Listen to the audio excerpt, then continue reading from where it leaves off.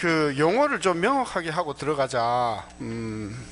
이게 정치권에서 주로 뭐 국민 행복 이야기하고 경제 부흥 이야기하고 되게 그 개념이 불투명하잖아요. 우리도 오늘 위기를 너무 불투명하게 저는 쓰고 있다.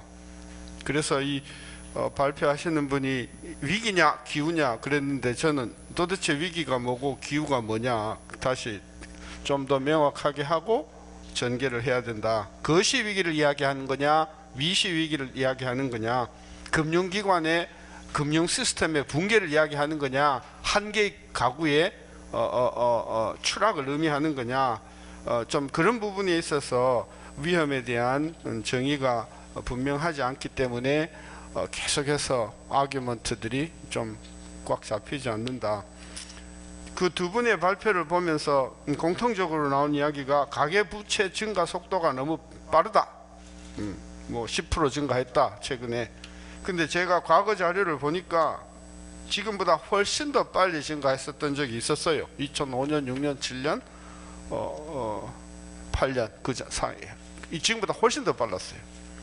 그래서 지금 현재 10% 증가하는 것만을 가지고 이것이 상당히 뭐 위기스럽다 이렇게 이야기하는 것은 한번 다시 생각해 봐야 될 것이다. 둘째, 가처분 소득 대비 가계부채 비율이 143%인데 이것이 또 너무 빨리 증가한다. 그리고 이와 더불어서 경제혁신 3개년 계획에 박근혜 정부가 134에서 143으로 5%를 낮추겠다고 했는데 오히려 거꾸로 올라가는 것이 아니냐, 이제 이런 부분을 지적을 했어요. 이것은 가계부채가 증가하기도 하지만 가처분 소득 증가율이 상대적으로 매우 낮은 그런 현상이기 때문에 이것 자체를 가지고 또 이것이 위기의 어떤 징후다 이렇게 지적하기에는, 세 번째로 가계부채 상환지출 비율이 너무 높은가, 이것도 이제 최근 가파르게 그러니까 올라가고 있는데, 이 또한 가처분 소득이 굉장히 지금 올라가지 못하는 현상이기 때문에 결국은 문제 핵심은 우리가 이야기하는 가계부채에 관련된 문제는 결국은 무엇에 기결되냐 하면 가처분 소득이 매우 증가하지 못하는 그 문제 아니냐. 따라서 이게 가계부채 문제인지 아니면 가처분 소득의 증가에 현저한 그 문제인지, 이 부분에 대한 좀 그 판단이 조금 저는 분명하게 있어줘야 된다. 두 분이 지적한 내용들을 보니까 한 8개 정도는 공통되고 한 2개 정도는 김남근 변호사가 새로 지적하는 문제를 제가 거기에 정리를 했어요.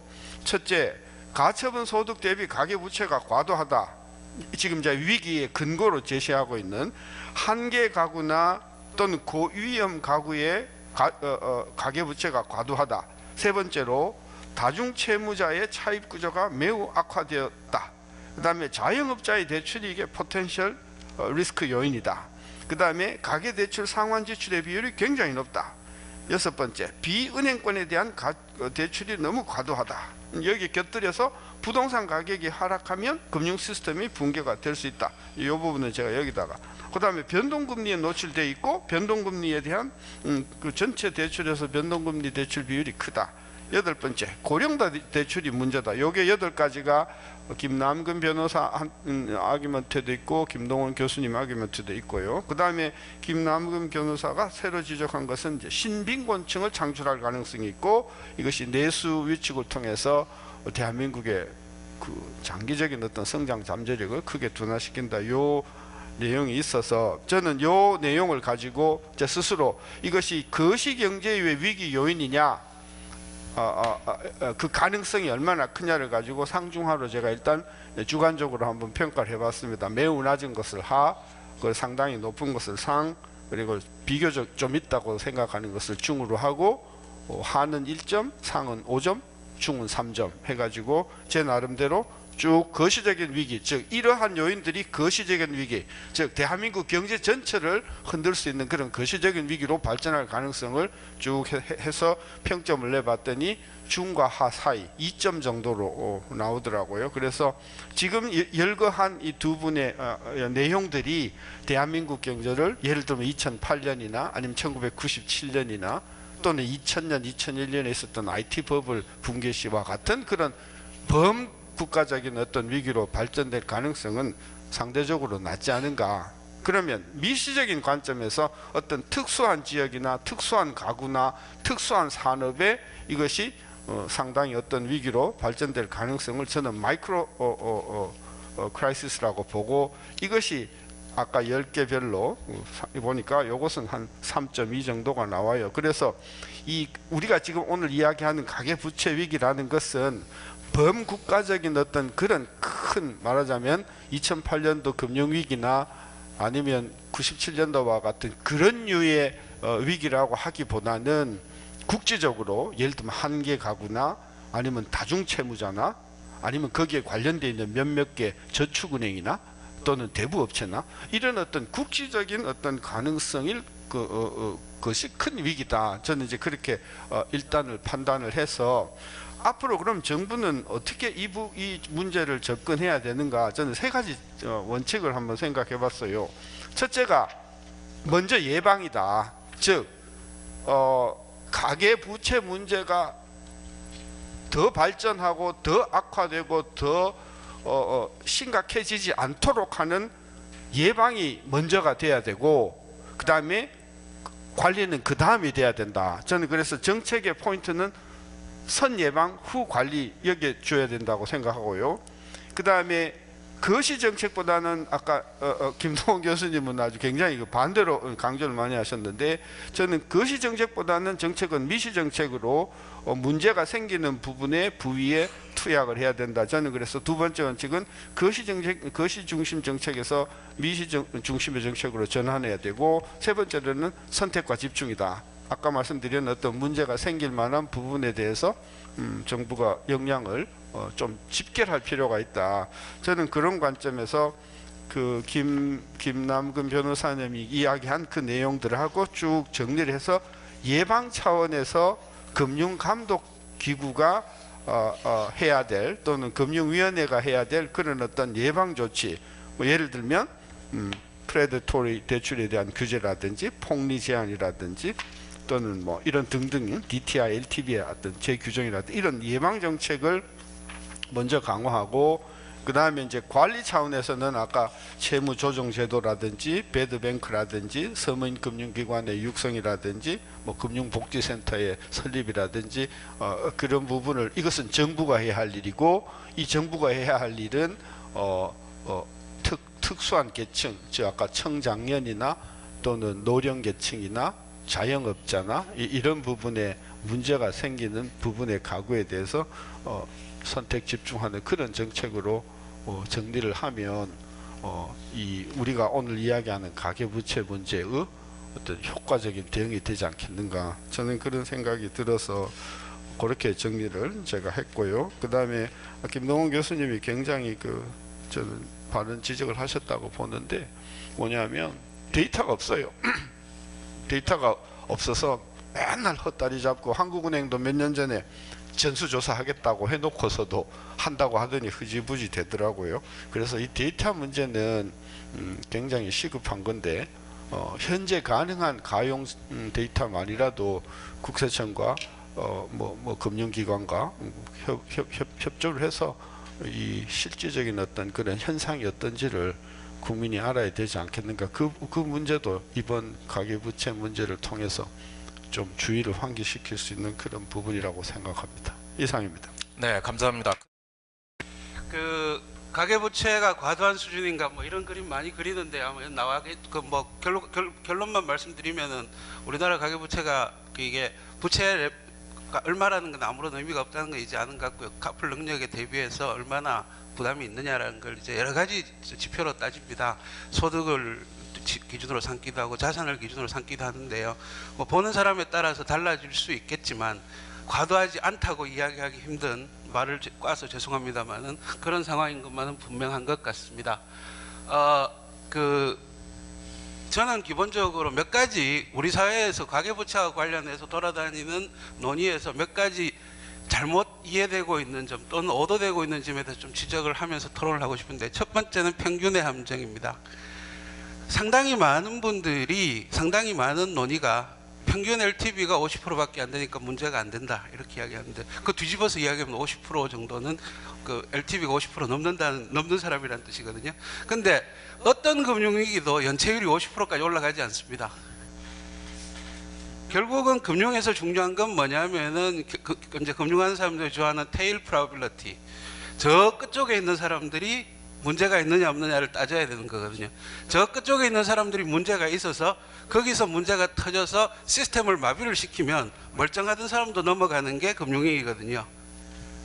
사실은 지난 2008년 글로벌 금융위기 때 모든 금융기관들이 다 마비됐거나 부실화됐던 게 아니고요. 일부 서브프라임 대출에 집중했던 일부 애들이 문제가 생기니까 시장 자체가 딱 마비가 돼버리니까 서로 대차관계로 연결되어 있는 금융기관들이 줄도산을 한다는 거죠. 그런데 사실은 그 금융기관들은 자산을 다 갖고 와서요, 정상적으로 팔면은 부채 갖고 엄청나게 많은 자본을 여전히 가질 수 있는데 정상적으로 자산을 팔 수 없기 때문에 막 넘어가는 겁니다. 결국은 우리가 금융에서 위기냐 아니냐를 판단할 때는 가장 열악한 10%가 지금 괜찮으냐, 이걸 갖고 판단을 해야 되기 때문에 자꾸 평균 갖고 이야기하는 건 아무런 의미가 없다는 걸 전제를 하고자 합니다. 그 다음에 속도와 수준의 문제인데요. 가계부채 수준이 우리의 상환 능력에 비해서 과도하냐, 이것도 상당히 중요한 문제지만 너무 빠르게 증가하는 것도 상당히 경제 시스템에 부담을 줍니다. 왜 그러냐 하면 가계부채가 엄청나게 빨리 늘어나면서 우리나라 금융기관들이 위험관리에 적응할 시간이 없었던 거죠. 금융기관들이 왜 가계부채, 특히 은행이 왜 2000년대 초반부터 가계부채에 그렇게 몰두하게 됐느냐, 뭐 이야기 하자면 또 뭐 시간이 상당히 길어지니까 짧게 말씀드리면은 2000년대 초반부터 은행이 할 수 있는 게 가계부채밖에 없었고, 가장 만만해 보이고 가장 비용도 적고 가장 쉬우니까 그냥 거기다가 일단 대출을 내놓은 거예요. 문제는 그럼 금융기관들이 그렇게 갑자기 사이즈가 늘어난 가계부채의 위험을 적절하게 관리할 수 있는 실력과 공력을 갖췄느냐, 내공을 갖췄느냐, 시간이 너무 압축적으로 늘어났기 때문에 그렇게 긍정적으로 바라보기 힘들다는 게 제 개인적인 판단입니다. 그러니까 이게 가계부채 문제가 이게 레벨의 문제만 갖고 이야기할 것도 아니고 속도도 상당히 우리가 주의 깊게 지켜봐야 된다는 문제고요. 이미 속도는 우리나라가 적어도 2000년대 초반부터 지난 한 15년간 이런 놀라운 가계부채 증가의 속도는 전 세계에 유례를 찾아보기 힘들 정도로 빠르다는 거, 그거는 뭐 팩트인 것 같습니다. 그 다음에 위험하냐 안 하냐, 아까 부분에서 좀 나왔던 이야기 같은데, 과연 위험하냐 안 하냐를 이야기할 때 위험이라는 것을 명확하게 정의할 필요가 있습니다. 정부가 관리 가능한 수준이라고 이야기할 때는 금융회사가 망할 수준은 아닌 것 같다라고 하는 그런 뉘앙스가 있는 거거든요. 그거에 대해서는 저는 개인적으로 뭐 한 3분의 2 이상 동의를 합니다. 지금 상태에서는.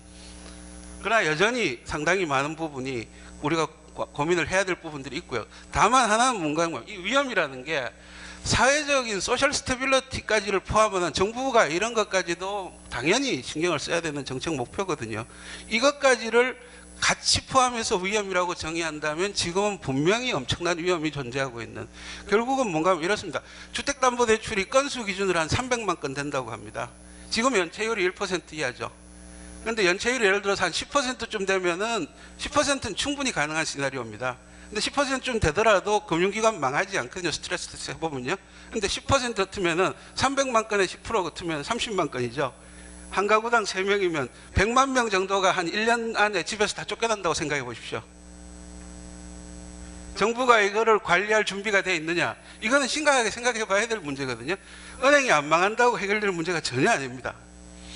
근데 이런 측면에서 우리가 위험이라는 걸 정의를 한다면, 아까 신세준 교수님 말씀하신 위험, 이런 측면에서 위험이라는 걸 정의를 한다면 분명히 상당히 위험한 수준인 건 사실이에요.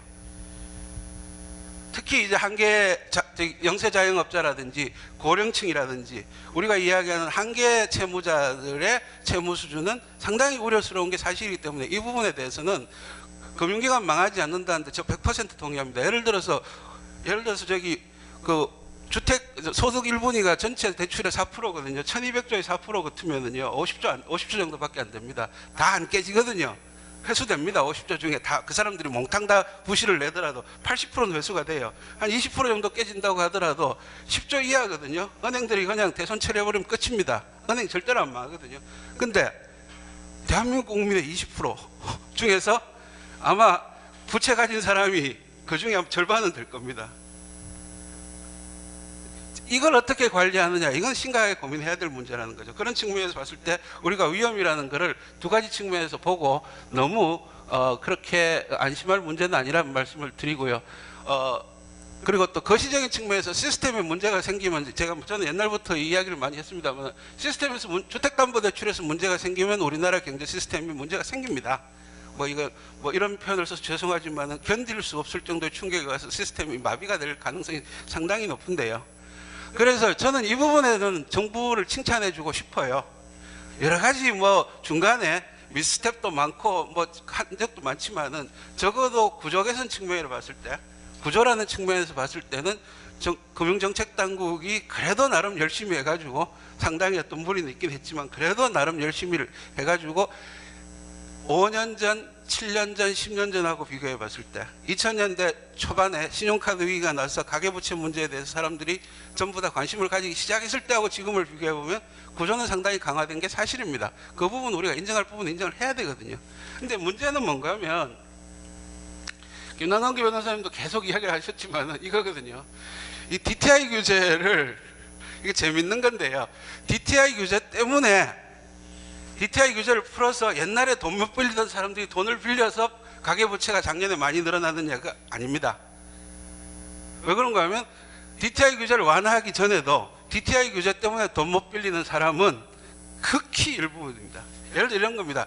연봉 6천, 7천인 사람이 뭐 강남에 있는 30평대 아파트, 10억이 넘는 30평대 아파트를 대출을 받아서 살려고 하면 DTI 규제에 걸려요. 그 이외에는 실제로 규제에 걸리지 않았어요. 옛날에도. 그러니까 규제를 완화해 가지고 실제로 그 늘어난 금액만큼 대출이 더 나간 게 아니고 무슨 말이냐면 규제를 완화하니까 사회적 분위기가 이제 집값 뜨는 모양이다. 그러면서 규제하고 관계없이 그냥 대출이 막 늘어난 거예요. 결국 뭔가 우리 사회 전체가 부동산 투기를 작년에 좀 한 거예요. 투기라는 것을 주택 가격이 상승할 것을 예상하고 미리 주택을 사두는 걸 투기라고 정의를 한다면 우리 사회 전체가 부동산 투기를 어느 정도 했기 때문에 늘어난 거지. 규제가 그러니까 물론 이제 규제 완화 때문에 사람들의 이게 미래를 바라보는 방식을 완전히 바꿔줘 버린 거죠. 근데 현실적으로 들여다보면은 규제의 내용이 그런 거는 그렇기 때문에 이 규제는 역설적으로 그렇기 때문에 이 규제는 절대로 다음부터는 앞으로는 부동산 경기하고 연결시키면 진짜 문제가 심각하게 생길 수 있을 가능성을 사실은 지난 작년 우리가 그 사태에서 배워야 될 교훈이라고 생각을 합니다. 그러니까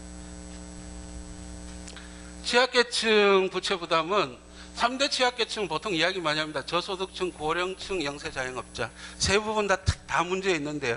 특히 상대적으로 논의가 덜 되고 있는 부분이 고령층이거든요. 우리나라 노인 빈곤율이 이미 OECD 국가 중에서 가장 높습니다. 노인의 노동시장 참가율 OECD 국가 중에서 타의 추종을 불허할 정도로 노인들이 65세 이상 노인들이 노동시장에 참가를 합니다. 그분들이 자아실현을 위해서 하시면 아닌 것 같거든요. 먹고 살려고 어쩔 수 없이 노동시장으로 내몰리는 거거든요. 그런데 이런 현상은 가계부채 문제가 지금의 가계부채 단면을 본다면 앞으로 점점 더 노인 빈곤 문제로 가계부채 문제가 귀착될 가능성이 엄청나게 높다는 우려를 거둘 수가 있기 때문에 이 부분에 대해서도 상당히 우리가 좀 관심을 기울여야 된다는 생각이고요. 2분만 더 쓰겠습니다. 주택담보대출 이야기 많이 하는데 신용대출은 문제 없는가? 우리나라 가계대출이 절반이 주택담보대출이고 절반이 신용대출인데 전 세계의 가계대출의 절반이 신용대출인 나라도 대한민국밖에 없습니다. 일반적으로 가계대출의 70% 정도는 주택담보대출이고요. 나머지 20, 30%가 신용카드론을 위주로 한 신용대출이거든요. 우리나라가 신용대출이 상대적으로 너무 많은 나라예요. 또 그거에 더해서 우리나라가 또 전 세계에 없는 제도를 또 뭐를 갖고 있느냐, 개인한테 한도를 열어주고 그 한도에서 마음대로 쓰도록 합니다. 소위 말하는 마이너스 대출이라는 거죠. 이 상품은 개인을 대상으로 크레딧 라인을 열어주고 마이너스 대출을 해주고, 그것도 일부 직업 고소득층한테는 연봉 곱하기 2입니다. 한도가 1억 연봉자는 2억까지 크레딧 라인을 열어줘요. 전 세계에 이런 나라가 없습니다. 물론 감독 당국은 다 안 쓰더라도 2억 대출 나간 같이 해서 캐피탈 차지를 하기 때문에 건전성에는 문제가 없다고 하는데요. 건전성에 문제 없을 가능성에 대해서 100% 동의합니다. 그렇게 규제를 하기 때문에. 문제는 금융회사들이 유동성 관리를 할 실력이 됐느냐는 거예요. 예를 들어서 평잔이 50%면은 금융회사들은 기본적으로 한 60% 정도 타겟팅해서 관리를 하거든요. 유동성 관리를. 그런데 갑자기 샥이 오면은 마이너스 대출이라는 게 뭡니까?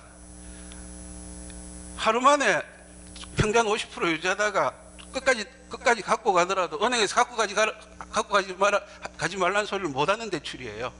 과연 은행이 유동성 위험을 관리할 능력이 있느냐, 이 부분은 심각하게 고려를 해봐야 될 문제입니다. DTI 산정의 문제점인데요. DTI 참 좋은 이야기인데 저도 이거 이야기 많이 했는데, 우리나라 DTI는 반쪽짜리 DTI입니다. DTI는 분모의 소득이 부채가 들어가고, 분자의 부채가 들어가고 분모의 소득이 들어가는데, 그 부채에는 우리나라 DTI는 주택담보대출만 들어갑니다. 신용대출 제외입니다. 주택담보대출만 들어가서 규제 비율이 얼마냐? 50%죠. 아까 말씀드렸죠. 담보대출이 50%고 신용대출이 50%. 그거 다 넣으면 우리나라 DTI는 on average 100%입니다.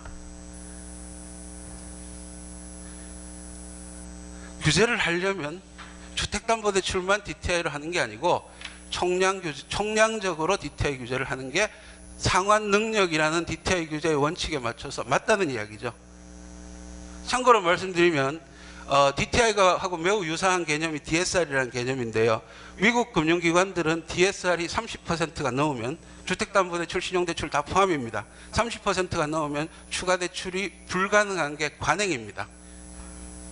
추가대출을 하게 되면 컴플라이언스에서 바로 와서 족칩니다. 뭘 믿고 이렇게 해줬니라고. 무슨 말이냐 하면 자기네들 경험해 봤을 때 DSR이나 DTR이 30%가 넘는 사람들은 연체 확률이 낮은 사람보다 엄청나게 높더라는 거죠. 그런 측면에서 봤을 때 우리가 갖고 있는 규제라는 게 참 죄송한 말씀입니다만은 규제 같지도 않은 규제라고 저는 판단을 하고 있습니다. 그래서 제가 말씀드리려고 하는 것은 두 가지입니다. 하나는 가계업체 취약성 분석이고, 이것은 금융시장을 다루는 이야기입니다. 또 다른 하나는 이제 가계업체 상환 능력, 이것은 차주 입장에서 이제 보는 것입니다. 두 번째 가계업체 취약성 분석은 금융시장 측면에서인데요. 사실 이 데이터 분석 데이터는 2012년에 한 것입니다. 사실 2012년에 이제 저희 금융연구원에서 금융위 이제 용역으로 가계업체 미시 분석을 했습니다. 그때 한 것인데요. 2012년하고 그러니까 2013년, 14년까지는 큰 차이가 없었습니다. 그런다 이제 2015년 이제 자료가 아직 나와 있지 않습니다. 보도 자료는 지난 11월에 나와 있지만 스트레스 테스트를 하기 위한 미시 자료는 이제 2월에 발표가 됩니다. 그래서 2월에 되면 이제 2015년 데이터를 가지고 분석을 하려고 하고 있습니다. 그렇지만 그럴 때 보면 아무래도 2012년 지금 보고 계시는 데이터와는 이제 큰 차이가 있을 가능성이 있다고 생각됩니다. 그렇지만 제가 좀 옛날 데이터임에도 불구하고 이제 이것을 말씀드리려고 하는 것은 여기에서 이제 제가 말씀드리려고 한 숫자보다는 여기서 이제 보여지게 되는 어떤 인사이트를 같이 말씀드리고자 하기 때문입니다. 가계부채 이제 위험, 잠재적인 위험 가구, 평균적인 것이 아니라 잠재적 위험 가구를 초점을 봤을 때 두 가지 기준에 의해서 나눠볼 수 있을 것 같습니다. 하나는 이제 플로우 기준이고 다른 하나는 스톡 기준입니다. 플로우 기준에 의하다고 하는 것은 자기 소득 중에서 이자 상환으로 어느 정도를 쓰는가를 이제 이야기를 하는 건데요. 한 60% 정도를 예를 들어서 위험하다. 그러니까 소득의 60% 이상을 원리금 상환으로 쓰게 되면 위험하다라고 가정을 하였습니다. 두 번째는 이제 자산 기준으로 봤을 때 금융 대출의 규모가 상당히 큰 가구를 이용 가구로 보았습니다. 그래서 금융 대출이 어느 정도 맞냐면 부동산의 한 60%와 그리고 금융자산, 실물자산과 금융자산의 합을 했을 때 금융대출이 그것보다 더 많은 가구를 이제 이용 가구로 봤을 때 이제 자산 기준에서 본 것입니다. 그래서 이 두 가지 기준을 모두 다 해당하는 주택담보대출 가구를 이제 이용 가구로 보았을 때 2012년 데이터를 보게 되면 한 98,000 가구, 한 10만 가구 정도고요. 이런 가구들이 갖고 있는 대출이 45만 가구입니다. 이제 이런 가정하에서 스트레스 테스트를 해봤는데 사실은 이 스트레스 테스트에서는 주택 가격이 한 30% 정도, 20% 정도 하락한 것으로 가정을 하였습니다. 그리고 주택 가격이 하락했을 때 금융권에서 부실화되는 대출 규모는 주택담보대출뿐만이 아니라 그 가구가 가지고 있는 모든 금융대출, 그러니까 신용대출까지도 모두 다 부실화된다고 가정을 하였고, 주택 가격이 하락해서 이제 금융기관이 부실화된 금융대출에 대해서 금융회사가 하게 되는 것은 이것을 이제 경매에 넘겨서 손실보전에 나서는 것으로 가정을 하였습니다. 이때는 한 70%만 회수한다고 가정을 하였습니다. 근데 여기서 말씀을 드리는 것은 이제 금융회사가 이제 제일 마지막에 네모표에 이제 네모에 박스 들어가 있는 건데요. 금융회사가 결국 손해 보는 것은 뭐냐? 그 부실화된 금융대출 전부가 아니라 금융회사가 그 압류하고 있는, 그러니까 그 담보로 잡고 있는 부동산 가격의 70%는 회수를 하고 또 금융자산도 압류를 했다고 가정을 하는 것입니다. 그래서 실제로 LTV 규제 때문에 금융회사가 주택가격 하락으로 인해서 얻게 되는 손실은 사실상 크지가 않습니다. 다시 말해서 LTV 비율이 이제 70%다라고 치면 주택가격이 한 30%까지 하락하지 않는 이상 금융회사는 주택가격이 하락한다 할지라도 예를 들어 주택가격이 20% 떨어졌다면 80%는 여전히 남아있으니까 금융회사는 70%는 전부 다 회수 가능을 하게 됩니다. 따라서 실제로 주택가격이 하락한다 할지라도 금융회사가 얻게 되는 손실은 그렇게 크지가 않습니다. 숫자는 뭐 옛날 숫자이니까 믿을 수는 없고요. 그렇지만 여기서 이야기를 하게 되면 이제 그 간단한 가정에서 해보게 되면 금융회사가 부담하게 되는 이 경우에 나타나는 것은 한 BS 자기자본 비율이 한 1.1% 포인트 정도 하락하는 것으로 나왔습니다. 다시 말해서 LTV DTI라는 어떤 특히 이제 LTV 규제 때문에 그것이 바로 주택 시장 또는 어떤 가계 부실이 바로 금융회사 수익성 악화로 이어지는 어떤 파이어월과 같은 역할을 하고 있다는 것입니다. 하지만 해서 금융회사는 큰 문제가 없다. 그렇지만 이제 그 다음에서 말씀을 드리는 것은 그러면 아무 문제가 없는 것이냐? 그렇지 않다는 것이 이제 그 다음 이야기인데, 그것은 앞서 말씀에 나왔던 것처럼 개인별로는 어떤 그러니까 저소득자 그리고 취약계층에 있어서는 큰 문제가 될 수 있다라는 것입니다. 그래서 이것은 이제 미시적인 데이터를 이용해서 분석을 한 것입니다. 가계금융 복지조사를 이제 살펴보면 소득 분위별로 보면 소득 1분위의 DSR이 24.3%입니다. 다시 말해서 소득 1분위는 24% 정도를 이제 원리금 소득의 24% 정도를 원리금 상환에 쓰고 있죠. 반면 이제 소득 5분위일 경우에는 한 11% 정도만 쓰고 있습니다. 그렇지만 이제 소득 1분위 같은 경우는 금융 부채 보유를 금융 채무를 할 수 있는 여력이 크지가 않습니다. 일단은 담보도 작고 또 소득도 작기 때문에 사실은 29%만이 이제 금융 대출을 받고 있습니다. 반면에 소득 5분위는 DSR 비율이 이제 11%이긴 하지만 그렇지만 이제 73% 정도가 금융 채무를 지고 있습니다. 그 옆에 테이블은 연령별과 이제 종사상 지위별로 볼 수가 있는데요. 제일 높은 경우가 이제 65세 이상이지만 이 경우 이제 소득 자체가 낮기 때문에 사실은 DSR이 이제 높은 거고, 사실은 50대 그리고 40대에서 가장 높다고 이야기할 수가 있을 것 같습니다. 종사상 지위별로는 이제 자영업자가 제일 높은 상태입니다. 그 다음은 연령별 소득 분위별 DSR이고요. 그 다음에 연령 소득 분위별 DSR 분포가 나와 있습니다. 그리고 생계 부담을 보면 역시 이제 소득이 제일 낮은 분위, 그러니까 1분위 경우가 가장 매우 부담스럽다가 42%로 나와 있습니다. 그리고 부채 상환 가능성을 묻는 질문에 있어서도 상환이 불가능하다고 한 비중이 이제 18.7%로 나와 있습니다. 회귀분위 그 퀀타일 리그레션을 해보았을 때 이것을 한 이유는 이제 소득과 어떤 DSR의 관계를 살펴보기 위함입니다. 그렇지만 제일 윗부분에 보시는 것처럼 소득 계수가 마이너스를 보이고 있습니다. 이것은 소득이 낮을수록 DSR이 높다는 것을 보여주고 있습니다. 그럼 이런 것들에 대해서 과연 어떻게 해결을 할 수 있을 것인가? 앞부분에서 다 이야기 나왔지만 세 가지 정도로 이야기할 수 있을 것 같습니다. 첫 번째는 이제 소득을 늘려주는 것과 두 번째는 소비 금융 제도를 개선을 해가지고 이 사람들에게 지나치게 고금리로 받지 않도록 도와주는 것이 있습니다. 그것은 앞부분에서 나왔기 때문에 통과하도록 하겠습니다. 그렇지만 이제 문제가 되는 것은 이런 어떤 소득을 개선시켜주고 또 서민금융을 지원을 해준다 할지라도 결국 한계 상황에 이미 빠져버려 있는 사람들에 대해서는 그런 사람들이 상당 부분 있습니다. 이런 사람들에 대해서는 결국은 개인 채무자 구제 제도를 통해서 도와줘야 된다고 그렇게 생각을 하고 있습니다. 그렇지만 잘 아시는 것처럼 이 우리나라 채무 구제 제도 개인 회생 절차라든지 또 개인 파산 같은 경우가 상당히 이제 문제점들이 많이 있습니다. 잘 아시는 것처럼 길거리 가다 보면 플랜카드 개인 회생 도와드립니다라고 하는 것들이 사실상 이제 그 제도에 있는 어떤 허점들을 이용해서 이용하기 위한 이제 그런 장치들인데요. 그래서 이런 것들에 대해서 좀 더 개선될 여지가 있다고 생각돼요. 앞부분에서도 이야기 나왔기 때문에 여기 부분에 자세히 말씀을 드리지 않겠습니다. 다만 싱가포르의 경우에서 보면 이제 생계형 개인 채무자와 또 소비형 개인 채무자를 구별을 해서 하고 있습니다. 그래서 생계형 같은 경우에는 청산 절차를 굉장히 간소화해주는 반면에 소비형 또 사치 이런 형들에 대해서는 좀 더 건전한 생활 재건을 목적으로 좀 더 고통스럽게 하는 방법을 쓰고 있습니다. 앞부분에서 말씀과 상당히 이제 겹쳐 있는데요. 그러면 가계부채 문제를 어떻게 할 것인가?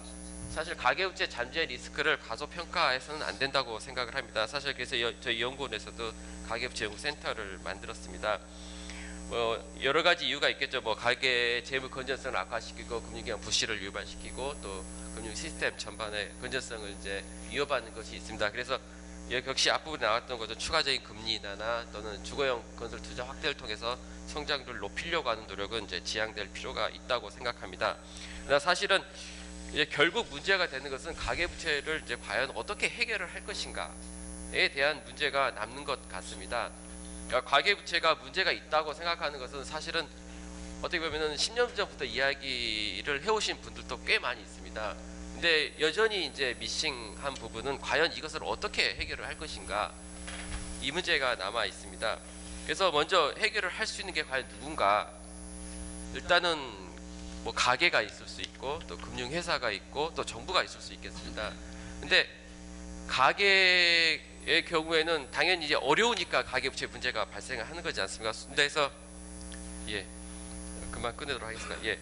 근데 가계가 사실은 소득을 하게 된다. 소득을 통해서 가계부채를 이제 상환하게 되면 그래서 큰 문제가 없겠지만 그게 안 되는 경우가 이제 문제가 되는 건데 그럴 때는 이제 다른 방법이 떼야 되겠죠. 금융회사나 이제 정부가 도와줘야 되는데 과연 금융회사가 도와줄 것인가? 금융회사는 결국은 그러니까 가게가 갚든지 또는 금융회사 돈을 안 받겠다고 하든지 아니면 정부가 대신 내주든지 이런 방법인데 금융회사가 안 받겠다라고 하는 것은 역시 금융회사가 자기 돈을 가지고 선심을 쓰는 것이 아니라 결국은 예금자의 돈을 가지고 이제 하는 것인데 그 사람들이 선한 관리자가 돼야 될 기관이 이제 회사가 자기 마음대로 그렇게 한다는 것은 결국 예금자의 손해로 이어지는 것입니다.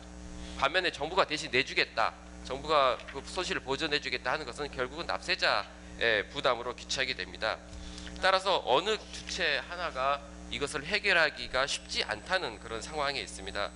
특히 과감한 대응에 이제 주장하는 경우가 있는데 사실은 그 가계부채로 인한 위기가 굉장히 임박한 위험, 예를 들어 글로벌 금융 위기나 외환 위기라고 한다면 사실은 그러면 사회적인 합의를 이루어지기가 쉬울 텐데, 그렇지만 앞으로 이제 임박한 위험이 아닐 경우에는 그 사회적인 비용을 과연 누가 질 것인가, 그리고 이에 상응하는 사회적 비용이 상당히 클 가능성이 있습니다. 예를 들어서 비소구 대출 이야기 나오고 주택 가격이 떨어졌을 때 주택 담보 대출 원금 자체가 줄어드는 것, 또 금리 변동 금리인데 금리 상한으로 한다고 하는 것들은 전부 다 그만한 비용이 드는 것입니다. 예를 들어서 비소구 대출을 도입하자 그러면 지금처럼 보다는 한 1% 포인트 정도 이상의 비용을 내야 되는 것입니다.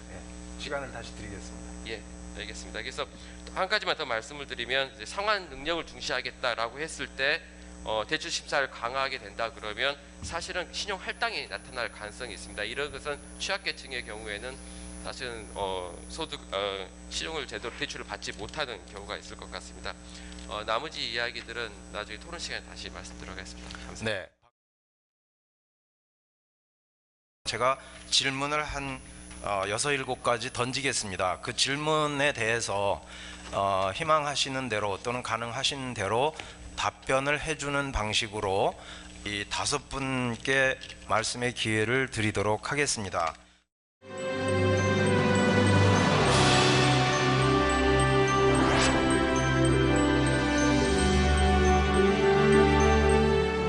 위기 가능성 1년 안에 없냐? 예, 제가 가면 병원에 가면은 제가 가는데 당신 이렇게 가시면 5년 안으로 당뇨병이 듭니다. 예, 당뇨병을 오래 걸리면 제가 보기에 가계부채는 당뇨병이나 고혈압 같은 겁니다. 그리고 5년 안에는 당뇨병이 든다. 그러면 오늘 저녁을 맛있게 먹어도 될까? 5년이나 남았는데 예, 오늘 저녁은 맛있게 먹어도 됩니다. 그럼 내년 이맘때 가서는 어떨까요? 아직 4년이나 남았는데. 예. 그럼 언제부터 이제 정말 밥을 끊어야 될까요? 탄수화물 줄여야 될까요? 1년 안에? 걱정 없죠. 전혀 걱정 없습니다. 예. 아까 말씀드린 것처럼 17년에 이제 시장에서 보는 거 17년에 부동산 가격이 어떻게 되느냐. 이게 이제 저는 결국은 그걸 알 수가 없죠. 얼마나 떨어질는지. 그러니까 올해 분양한 아파트 가격이 17년에 문제가 일으킬 거는 우리가 다 동의합니다. 그런데 그것이 기존 가격, 주택 가격의 하락을 가져올 거냐, 여기에 대해서 상당히 이견의 폭이 있는 것 같고요. 그 다음에 아까 소득을 어떻게 늘릴 거냐 하고 이제 디플레이션 문제하고 이제 같은 얘기인데, 지금 우리가 주목하셔야 될 건 문제는 그겁니다. 이게 부채 증가의 문제냐 소득 증가의 문제냐 하는 것이 아니고, 아까 신 교수님 그 지적을 하셨는데요. 우리의 문제는 뭐냐면 지금 소득 증가를 부채 증가를 통해서 하고 있다는 데 문제의 본질이 있는 겁니다. 예. 작년에 2015년의 경우에 우리가 250조의 부채를 늘려서 명목 소득 55조를 늘려서 2.6% 성장을 한 거예요. 문제는 여기에 있습니다. 예, 우리가 늘어났다는 성장이 어디서 왔냐고요. 그 소득이 어디서 왔냐고요. 빚에서 온 겁니다. 우리는 이 점을 우리가 주목해야 합니다. 예, 그러니까 우리는 그렇죠. 빚을 선택할 것이냐 성장을 선택할 것이냐. 저는 더 이상 성장을 위해서 빚을 선택해서는 안 된다는 거죠. 예, 그래서 문제가 뭐냐면요, 우리 이 정책의 문제 두 가지입니다. 하나는 아까 그래도 이명박 정부까지 이걸 관리를 잘했는데 문제 생겼다. 두 가지입니다. 아까 그런 여러 가지 정책 목표 중에 정책의 포트폴리오 문제하고 정책의 하이어라키 문제하고 어느 게 더 중요하냐. 이게 작년에부터 와서 하이어라키가 바뀐 거죠. 뭐가 더 중요하냐. 성장이 더 중요하다. 예, 저는 말씀드리고 싶은 게 뭐냐면요, 오케이 좋습니다. 성장 중요하죠. 예, 그러니까 소득을 늘려서 부채 문제를 해결하겠다. 좋습니다. 그러나 그런 결정이 누가 더 세냐로 결정돼서는 안 된다는 겁니다. 정말로 학자들과 전문가들이 모든 정보를 가지고 치밀하게 머리를 모아서 지혜를 모아서 따져서 우리가 성장 우위로 가는 정책을 가야 되겠다. 이거는 어느 정도 통제할 수 있다. 이런 답을 가지고 해야지. 야, 네가 세냐 내가 세냐. 기재부가 금융위보다 세. 야, 그러니까 그런 거 밀어. 이거는 안 된다는 겁니다. 그다음에요, 아까 문제 심각성 이 말씀을 하셨는데, 예, 이게 굉장히 저도 이걸 놓쳤구나 하는 생각이 드는데, 아까 위기나 위험을 더 정확하게 디파인하라고 말씀드렸는데, 그러니까 이 가계부채 문제가 국가적 과제냐, 아니면 경제정책 차원의 과제냐, 아니면 금융감독 차원의 과제냐, 아니면 사회 안정만 차원의 과제냐? 예, 그러니까 국가적 과제라고 보면 아까 말씀드린 당뇨병이나 저 고혈압 같은 거죠. 예, 장기로 가는 거죠. 예, 경제 정책 차원의 과제라고 하는 게 이게 중기적으로 가는 거죠. 금융 감독 차원에서 본다면 이거는 단기적 과제입니다. 예, 그다음에 이게 전부 다 이 합쳐져서 이제 그 사회 안전망 그 문제고요. 아까 저 마지막으로 제가 한 말씀만 드리고 싶은 게 저 박창근 교수 아까 말씀하시면서 그 테일 이펙트에 주목하라고 그랬는데 이 스트레스 테스트가 안고 있는 한계가 뭐냐면은 그거는 그 짜여진 변수 간의 관계에서 문제입니다. 그런데 항상 크라이시스라고 일어나는 거는 이거는 크라이시스는 뭐냐면 생태계 자체를 다 바꿔버리거든요. 그 테일 이펙트라고 하는 게. 예. 왜냐하면 기존에 이런 그 스트레스 테스트는 아까 얘기하는 뭐 부채값이 10% 주택 가격이 10% 떨어지든 20% 떨어지든 금리가 1%포인트 오르든 2%포인트 오르든 그것은 기존의 변수 간의 관계에서만 한정된 충격을 나오는 거지 절대로 그걸 믿고 있으면 안 되는 겁니다. 한국은행이 가계부채 문제가 있대. 근데 스트레스 걱정해보니까 예, 국민 여러분 별 걱정 없습니다. 그럼 앞에 우리 대부 뭐 때문에 걱정하라고 그러는 겁니까? 예, 절대로 그거 믿으시면 안 됩니다. 그래서 저는 말씀드리고 싶은 마지막 한 말씀만 드리고 싶은 거는 이제는 정말로 이 문제에 대해서 정말로 그 높은 분들이 정말 이것이 국가적 과제냐 경제정책 과제냐 정말 있는 지혜와 정보를 다 모아가서 총체적인 검토를 해야 될 시점에 왔다는 겁니다. 저는 그 말씀을 드리고 싶습니다. 이상. 가계부채의 위기를 자꾸 금융기관이 부실화되는 게 가계부채 위기다 이렇게 해버리면 이제 그럴 가능성 굉장히 좁은 범위로 떨어지고 정부가 대응해야 될 정책도 굉장히 작아지고 그렇게 뭐 그렇게 심각한 문제이냐라는 이제 이렇게 문제가 이제 돼버릴 가능성이 있는 것 같습니다. 뭐 저는 금리가 굉장히 급격하게 오르거나 주택 가격이 굉장히 급격하게 하락하는 그런 상황이 오지 않는 한에 있어서는 뭐 금융기관들이 부실해지는 그런 식의 위기는 짧은 기간 안에 올 문제는 저는 아니라고 생각이 드는데 좀 더 중요한 문제는 주택담보대출을 하고 있는 가게들이 소득은 뭐 400만 원, 500만 원인데 원리금 상환을 위해서 150만 원, 200만 원을 갚아야 되면 저는 그게 위기라고 생각을 하는 거거든요.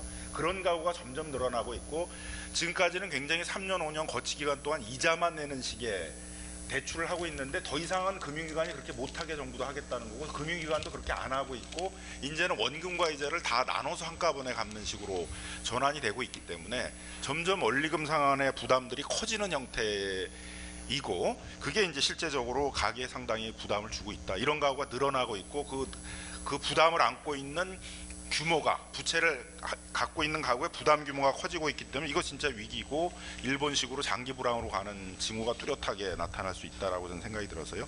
그게 위기라고 봐야 되고 한계 가구들은 저는 1년, 2년 안에 굉장히 위기가 나오는 데들은 많이 있을 것이라고 보여집니다. 그래서 그 부분에 대해서는 아주 신속한 채무 조정들을 통해서 신속하게 해결하려는 그런 노력이 필요하다고 생각이 들고요. 부채 관리 문제에 있어서는 새로운 채무가 더 늘어나지 않게 하는 정책을 해야 된다라고 생각이 들고 아파트 분양에 대해서도 예를 들면 DTI 같은 것들을 적용하도록 하고 어느 때 이걸 적용하다가 어느 때는 또 뭐 경기 부양한다고 빼거나 이렇게 되지 않도록 하려면 적어도 이제 뭐 공정대출법 또는 뭐 과잉대출 규제법 이런 것들을 통해 가지고 소득 능력이나 상환 능력들을 조사하지 않고 이런 DTI 같은 걸 조사하지 않고 대출하는 것들을 이제 하지 못하도록 만기 일시상환형 대출들을 하지 못하도록 하는 그런 것들이 필요하다라고 생각이 들고요. 기존 부채에 대해서도 주택담보대출은 채무조정 대상이 아니다 이렇게 정부 정책을 가져가면 안 되고 저는 뭐 한계 기업에 대해서는 당연히 법원의 파산회생이나 이런 거 활성화시켜야 되고 해야 되지 한계 가구에 대해서 그렇게 해야 되지만 주택담보대출에 대해서도 주택담보대출 외에 여러 채무를 갖고 있는 가구들이 늘어나고 있기 때문에 필요하면은 이제 회생 절차 같은 거를 밟을 수 있는 그런 채무조정의 길을 열어줘야 된다라고 이제 생각이 듭니다. 그다음에 사후 관리 시점에서 언제 이걸 해야 되느냐의 문제에 있어서는 이제 요 언제 해야 되느냐의 문제를 얘기하시는 건 제가 보기엔 이제 정부가 하는 또 어떤 배드뱅크 같은 정책을 얘기하시는 것 같아요.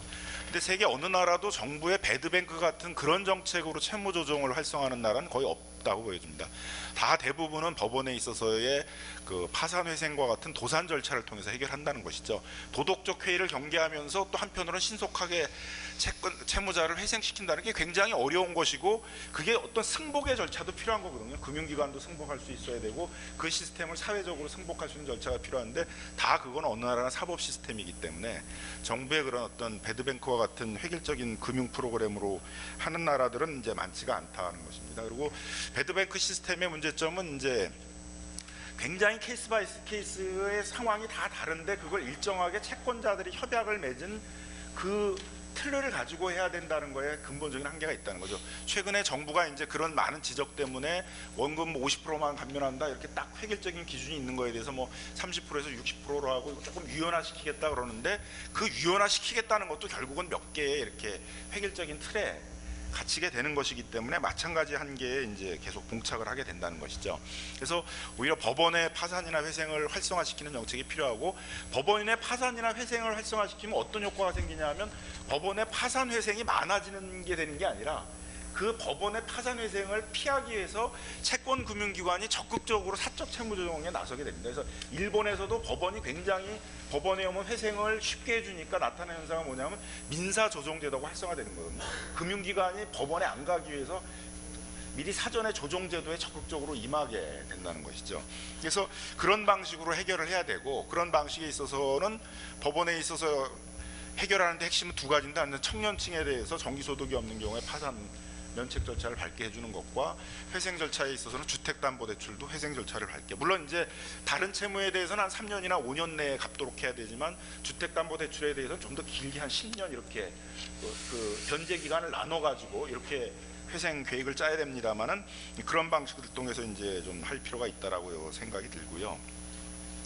그다음에 이제 정부 정책에 있어서도 저는 이 가계부채 문제는 굉장히 종합적이어야 된다라고 생각이 듭니다. 그래서 그 결국 특히 이제 한계 가구 같은 경우에 있어서는 복지라든가 창업 지원이라든가 다른 정책들이 굉장히 종합적으로 필요로 되는데, 그 채무자 입장에서 보면 자기한테 필요한 지원 행정을 받기 위해서 어디 복지하는 데를 찾아가고 채무 조정하는 데를 찾아가고 창업 지원하는 데를 찾아가고, 이렇게 능력 있는 사람이면 그 자기 소득으로 채무를 갚죠. 다 그 그런 능력이 안 되는 사람이니까 그런 거 아니겠어요? 그러니까 그 사람이 자발적으로 그런 여러 군데를 찾아다니면서 자기가 회생하는 것들의 지원을 받으라는 거는 좀 기대하기 어려운 것이어서, 먼저 그런 사람이 오게 되면 그 사람의 재무 상태에 대해서 종합적으로 진단하고 재무 그 회생 계획들을 같이 짜주고, 그거에 맞춰서 채무 조정부터 시작을 해서 복지라든가 창업 지원이라든가 이런 것들을 좀 종합적으로 지원을 받을 수 있는 행정 시스템이 필요하고, 그게 서울시가 최근에 시도하고 있는 금융복지센터라는 것인데요.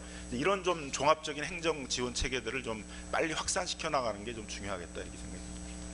김남근 변호사님이 그 대책이라는 게 좀 종합적이어야 된다. 저도 동의를 하면서 많은 제도를 이렇게 제시를 하셨어요. 근데 근본적으로 자꾸 갖게 되는 문제는 정부가 뭘 할 수 있는가, 정부의 능력이 있긴 있는가, 돈은 있는가, 그리고 정말 그 사람들이 유능한가, 이런 부분에 있어서 저는 굉장한 특히 현 정부 들어와서 굉장히 실망을 많이 하는데요. 지금 수출이 뭐 18.5% 막 떨어지니까 기껏한다는 게 무역 상무관 전부 소집해가지고 회의나 열고 앉아 있거든요. 그래서 이 문제에 우리가 그 가계부채뿐만 아니라 전반적인 어떤 문제에 대해서 정부가, 나는 그 사람들이 의욕이 없다고 생각하진 않습니다만은, 그리고 뭐 IQ가 모자란다고 생각하진 않습니다만은, 이 사람들이 현장에서 돌아가는 어떤 그런 메커니즘의 세세한 부분에 너무 등한시하고 모른다. 저는 그래서 아까 정책이 종합적인 대책이 나와야 된다고 하신 말씀에 전적으로 동의를 하면서도, 이것이 마이크로 서지컬한 그런 어떤 그 대책이 되지 않으면 맨날 이야기 10년 뒤에 또 할 것 같아서, 우리가 정부의 어떤 그런 정책이나 그 정책을 수행하는 메커니즘에 대한 신랄한 어떤 비판이 있어야 그 사람들도 정신을 차리고 할 텐데, 그것이 좀 아쉽다 하는 말씀을 드리고, 기본적으로 우리가 이 부채, 그 가계부채 문제에 사실은 방화세는 가계가 던진 거거든요. 가계가 한 거거든요. 뭐 금리 좀 내려가니까 뭐 DTI가 좀 늘어나니까 뭐 집값이 올라갈 것 같으니까 무분별하게 빌렸다는 데서 문제가 시작이 된 거거든요. 그러니까 이 문제에 정당한 책임은 가계한테도 있다. 그래서 가계가 이런 부분에 잘못을 저지르지 않도록 하는 그런 어떤 교육이 됐던 어떤 그것을 사전에 거르는 금융기관의 역할이라든지, 그래서 이 문제 해결의 중심에는 금융기관과 돈을 빌리려고 하는 가계의 문제에 저는 그 포커스가 맞춰줘야 예방도 되고 재발도 막고 하는 것이고, 그러나 그럼에도 불구하고 피치 못한 예기치 못한 사항으로 인해서 생존의 위협을 받는 사람이 한계 가구든 고위험 가구든 생기면 그것은 국가가 사회 안전 차원에서 나서야 하는 문제다. 저는 그런 관점에서 정리를 좀 해야 되는 거 아니야, 그런 생각입니다. 네, 감사합니다. 위기 가능성에 대해서는 뭐 아까 잠깐 언급을 드린 것 같습니다. 그게 금융시장의 혼란이라는 측면에서 위기라고 하면은 향후 3년 정도로 길게 잡더라도 그렇게 확률이 높은 것은 아니라고 판단이 되고요. 다만 우리가 위기를 다른 식으로 좀 더 넓게 정의한다면 이미 위기 상태 근처에 도달해 있다고 판단을 하고요. 소비하고 관련해서 한 가지만 그 역사적인 예를 들어드리겠습니다. 미국의 제 그 30년짜리 주택담보대출 장기 분할 상환 대출을 사실은 그게 그 상품 자체가 그 은행이 자발적으로 할 수 있는 상품이 아닙니다. 엄청나게 위험한 상품이죠. 30년 동안 그 사람이 도대체 어떤 일이 결국은 미국에서 페니메이나 프레디맥이나 이런 이제 기관들이 형성이 됐던 게 시장에서만 갖고는 힘드니까 정부가 뭔가 안전판 보증도 좀 서주고 안전판 역할을 하자는 측면에서 페니와 프레디가 들어왔는데요. 그게 언제 들어왔냐면 사실은 대공황 이후에 들어왔습니다. 근데 놀랍게도 대공황 시기 이전에 1920년대 이전에 미국의 주택담보대출이 우리가 지금 갖고 있는 벌룬 모기지입니다. 원금 안 갚고 이자만 계속 갚아 나가는 거죠. 그리고 만기 오면 차환하고. 그게 그런 식으로 가서 사실은 대공황에서 깨지니까 이제 여러 가지 정책을 썼는데 사실은 미국이 저기 대공황으로부터의 충격으로부터 완전히 벗어난 거는 2차 세계대전 직전입니다. 약 10년 정도 미국 경제가 헤맸는데요. 그때 페니하고 프레디가 들어온 가장 중요한 경제적인 아규먼트가 뭔가 하면은 이거 이대로 놔두니까 민간 소비가 살지 않는다. 사람들이 소득 생기면 빚부터 갚아야 되거든요. 그래서 페니하고 프레디가 생기고, 사실은 1930년 이전에 뭐 김남근 변호사님이 훨씬 저보다 더 전문가이시지만은 미국의 개인 파산 제도도 별거 없었어요, 진짜로. 그러나 그 이후에 상당히 그 개인 부실 채무를 빨리 정리하는 쪽으로 이제 정책 방향을 틀어나갔던 거죠. 그런 측면에서 보면은 우리의 가계부채 버든으로 인해서 이미 민간 소비의 침체 내지는 잠재 성장률 훼손의 가능성을 배제할 수 없는 상황이라고 저는 개인적으로는 판단을 합니다. 이런 이야기 이런 이야기 참 되게 암울한 이야기인데요. 제가 생각하기에 정부가 할 수 있고 그리고 꼭 해야 되는 정책들이 몇 가지 있습니다. 그거에 대해서 제가 시간을 조금만 더 쓰도록 하겠습니다. 첫 번째는 신세동 교수님 말씀하셨는데요. 이제 불편한 이야기를 좀 해야 됩니다. 정부가, 언론이 가계한테요. 정신 차리라고. 우리나라 가계의 지출 구조를 보면 사교육비, 통신비, 세계 어느 나라에도 없는 지출 항목이 들어 있습니다. 그런 상황에서 부채 조달을 하지 않고 정상적인 소비 생활을 한다, 집 산다, 불가능한 상황이거든요. 이거는 일부 국민한테 해당되는 게 아니고 적어도 중산층에 해당되는 이야기입니다. 이 부분을 저는 이제 좀 이렇게 그 지출구조 합리화라는 아주 완화된 용어로 썼는데, 쉽게 이야기해서 덜 쓰고 빚 갚아야 됩니다. 갚도록 정부가 아프게 채찍을 휘둘러야 된다고 생각을 합니다. 근데 그 과정에서 정부가 도와줄 수 있는 방법이 저는 중요한 제도가 하나 있다고 생각하는 게 크레딧 카운슬러입니다. 이게 이제 사실은 김남근 변호사님이 이야기하는 종합 서비스 제도를 이제 김남근 변호사님은 행정적인 측면에서 갖출 필요가 있다고 이야기를 하셨는데, 저는 이거 산업으로 육성해야 된다고 보거든요. 이 사람들이 이게 그 뭐 나중에 기회가 되면 다시 말씀을 드리겠지만은 뭐 미국에는 일상화되어 있는 시스템이고요. 미국 전역에 약 4,000개의 크레딧 카운슬링 센터가 있습니다. 이 사람들 하는 거 별거 없습니다. 멀쩡한 사람한테는 저기 신문 보면은 그거 있으시죠? 내 재산이 얼마고 소득이 얼마고 부채가 얼마인데 어떻게 내가 금융계획을 짜야 하나요? 소위 말하는 프라이빗 뱅킹이거든요. 우리나라에서 프라이빗 뱅킹, 월스 매니지먼트 프라이빗 뱅킹은 저기 예금 금융자산 10억 이상의 고액자산가들한테 은행이 공짜로 해주는 건데 서민들이 이게 더 필요합니다. 금융교육 저는 절대로 안 믿거든요. 금융교육 아무리 해도 이 사람들 이거 선택 잘 못합니다. 뭐냐 하면 해줘야 돼요. 이렇게 하시도록 하십시오. 이게 바람직합니다. 라고 플랜을 명확하게 짜주는 사람이 필요합니다. 그렇기 때문에 이 부분은 저는 산업으로 육성을 해야 된다고 생각을 해요. 다만 여기 이제 그 산업 육성의 장애물이 두 가지가 있습니다. 제일 큰 장애물은 우리나라 사람들은 이런 거 돈 안 내려고 그래요.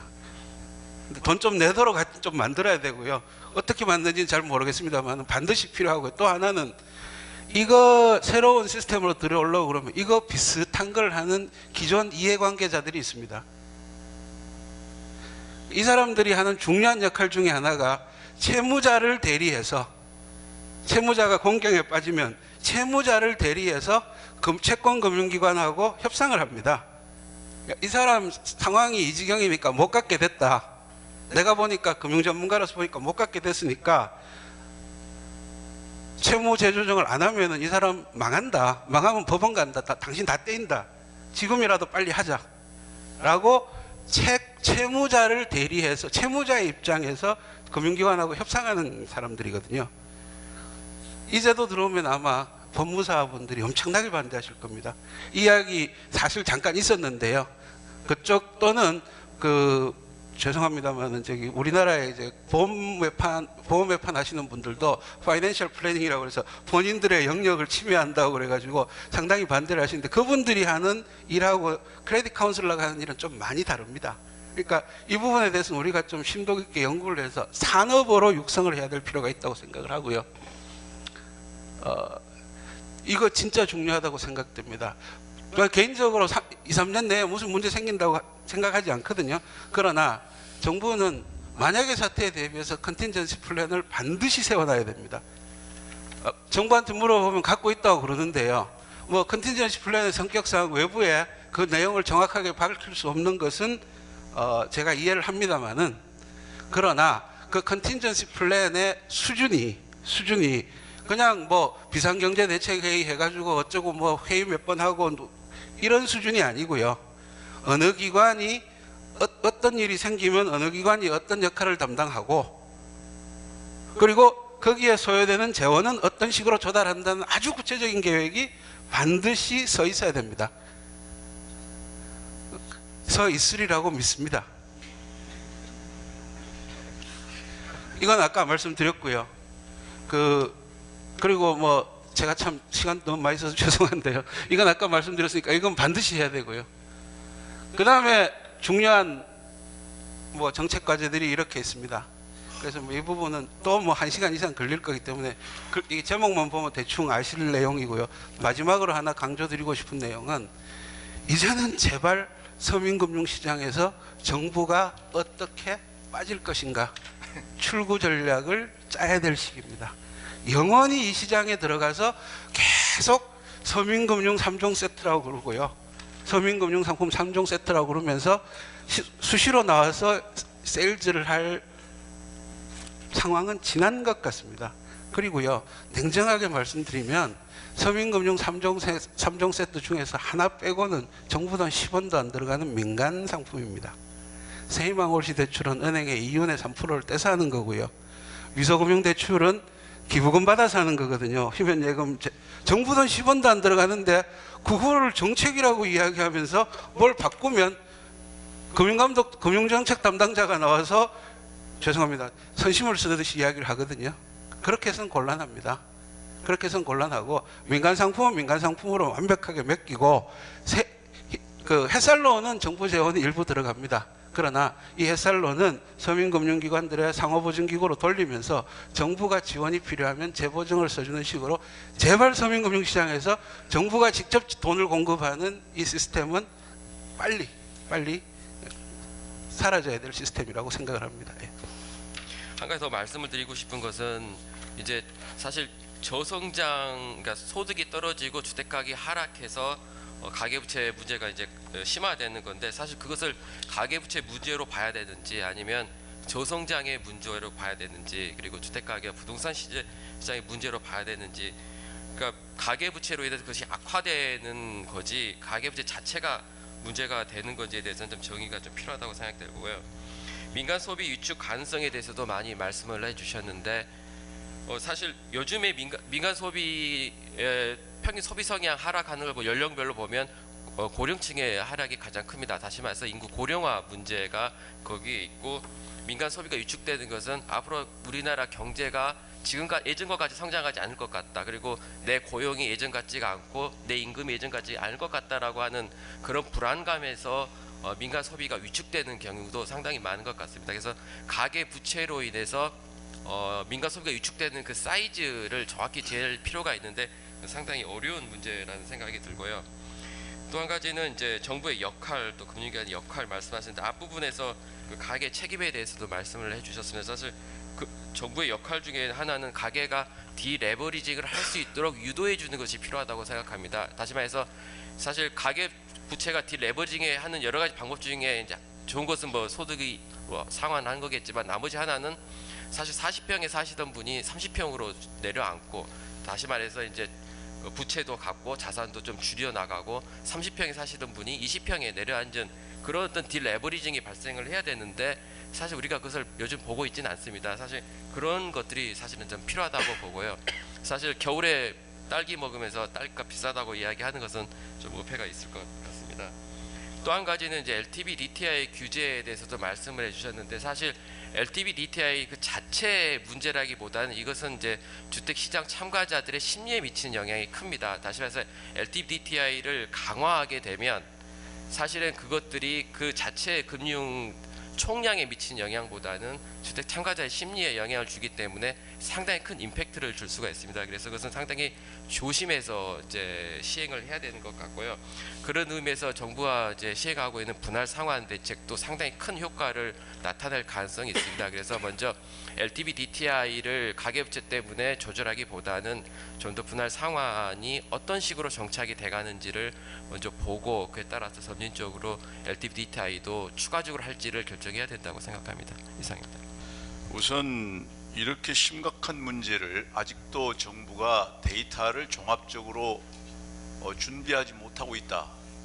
이건 참 심각한 문제입니다. 국세청과 한국은행이 같이 모이게 해서 소득 자료를 충분히 공유할 수 있는데, 이 심각한 상황에서 아직도 데이터조차 서로 공유하지 않다 하는 것은 정부의 자세가 정말 문제가 있다. 우선 그런 거고요. 그 다음 박창균 교수도 그렇고 임진 박사도 그렇고 금융기관은 문제가 없을 거다.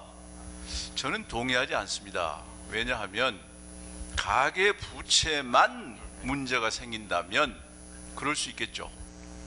그러나 현재 상장 기업의 30%가 어렵습니다. 그 30% 중에 30%는 위험 수준입니다. 예컨대 STX 하나가 부실화돼 가지고 산업은행이 5조의 손실을 봤습니다. 기업이 저성장 2.56% 성장으로 계속가면 지금의 기업 부실, 수출이 1월에 18.5%가 감소했는데 이 기업 부실 이거 생각해야 합니다. 만약에 현재 위험 징후가 있는 기업들이 금년이나 내년 중에 다 부실화되면 그 동시에 가계부채하고 함께 생각하는 그런 걸 좀 고려를 해야 되지 않느냐. 기업은 그대로 가고 가계만 문제가 있으니까 별거 아니다. 이건 아니다 이거죠. 동시에 아까 가구 수 뭐 이게 나왔습니다만, 만약 그 가구에 문제가 생기면 정치 문제입니다. 이거는 그게 정치적으로 소화가 됩니까? 지금 현재 정치권들이 얼마나 포퓰리즘입니까? 가계 보고 정신 차리라고 누가 얘기합니까? 지금 어떻게 얘기합니까? 잘못하면 부채 다 탕감해 줄게 하는 얘기가 나오지 않을까 굉장히 지금 두려운데, 이런 상황에서 가계 가 만약에 뭐 한 몇만 가구라도 문제가 생기게 되면 거기에서 생기는 금융권은 물론 사회 전체의 경직성 문제 이거 또한 고려해야 됩니다. 그래서 금융위원회가 가계부채를 담당하는 수준이어서는 안 됩니다. 이제 이거는 국가경제 전체적인 차원 그리고 정치권과 합해서 문제를 해결하는 자세로 나가야 되는데 오늘 이 논의가 너무 금융 상품, 금융권 여기에 좀 집중이 된 것 같아서 우리가 가계부채가 위험하다고 보는 것은 단순히 몇 개 은행이 문제가 생긴다 이런 차원에서 지금 하는 건 아니지 않느냐 그런 의미에서 조금 더 넓게 좀 분석할 필요가 있다 그렇게 생각합니다. 네, 감사합니다. 오늘 여러 가지로 좋은 내용들이 많이 발제되고 또 논의가 토론이 되었다고 생각을 합니다.